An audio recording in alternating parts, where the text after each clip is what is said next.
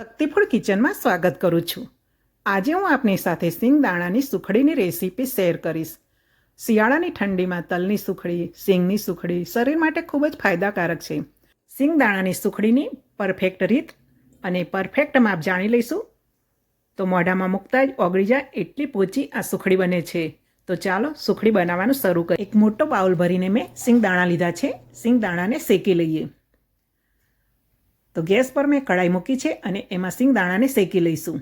સિંગદાણાને શેકતી વખતે ગેસની ફ્લેમને મીડિયમ રાખવાની છે અને આ રીતે એને સતત હલાવતા રહેવાનું છે જેથી સિંગદાણા સરસ રીતે ઉપર નીચે અને અંદર સરસ શેકાઈ જાય। સિંગદાણા જેમ જેમ શેકાતા જશે તેમ તેમ ઉપરનું ફોતરું છૂટું પડતું દેખાવા માંડશે એટલે હવે સિંગદાણા શેકાઈ ગયા છે। ગેસની ફ્લેમને બંધ કરી દઈશું। ગેસ પરથી પેનને નીચે ઉતારી લઈશું અને સિંગદાણાને ઠંડા થવા દઈશું। સિંગદાણા થોડા ઠંડા થાય પછી એમાંથી આપણે ફોતરા કાઢીશું। તો ફોતરા કાઢવા માટે આ રીતે એક ટોવેલ લઈશું અને એ ટોવેલમાં સિંગદાણા મૂકી દઈશું। હું અહીંયા અડધા સિંગદાણાના ફોતરા કાઢીશ। ટોવેલમાં માય એટલા આપણે સિંગદાણા લઈશું અને હવે ટોવેલને આ રીતે બધી જ બાજુથી ભેગો કરી લઈશું અને હાથ વડે એને મસળી લઈશું। આ રીતે સિંગદાણાને બધી જ બાજુથી હાથ વડે સરસ મસળી લઈશું એટલે એના બધા જ ફોતરા છૂટા પડી જશે। જુઓ સરસ સિંગદાણાના ફોતરા છૂટા પડી ગયા છે।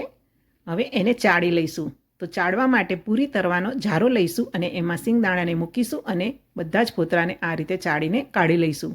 આ રીતે બીજા સિંગદાણા પણ મેં ચાળી લીધા છે। એ જ બાઉલના માપથી અડધો બાઉલ ગોળ લઈશું। હવે સિંગદાણાને દળદરા પીસી લઈએ। તો મિક્સર જારમાં મેં સિંગદાણાને ઉમેરી લીધા છે અને એને પ્લસ મોડમાં ચાલુ બંધ કરીને સિંગદાણાને દળદરા પીસી લઈશું। સિંગદાણાને દળદરા પીસી લીધા છે એને એક વાસણમાં લઈ લઈએ। જુઓ આ રીતે સિંગદાણાનો દળદરો ભૂક્કો બનીને તૈયાર થઈ ગયો છે। હવે થાળીને પણ ઓઇલ વડે ગ્રીસ કરી લઈએ અને હવે ગેસ ચાલુ કરીને ગેસ પર જાડા તળિયાવાળી કઢાઈ મૂકીશું અને એમાં ઘી ઉમેરીશું।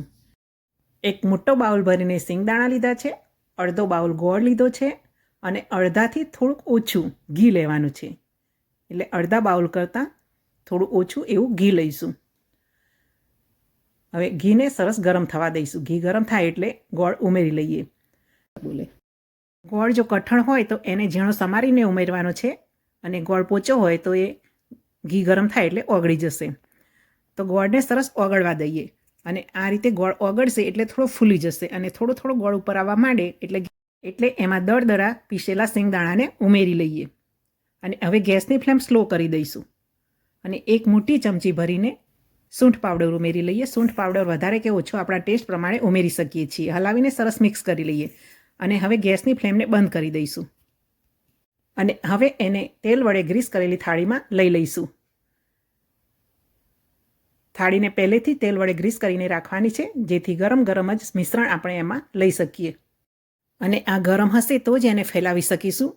જો ઠંડુ થઈ જશે તો કઠણ થઈ જશે તો એને આ રીતે થાળીમાં નહીં ફેલાવી શકીએ એટલે ગરમ મિશ્રણ થાળીમાં લઈ લેવાનું છે અને તવેથા વડે ચારે બાજુથી સરસ એને હવે એક વાડકી લઈશું, એની પાછળ થોડું ઘી લગાવી દઈશું અને હળવા હાથે સુખડીને આ રીતે થોડી દબાવી લઈશું।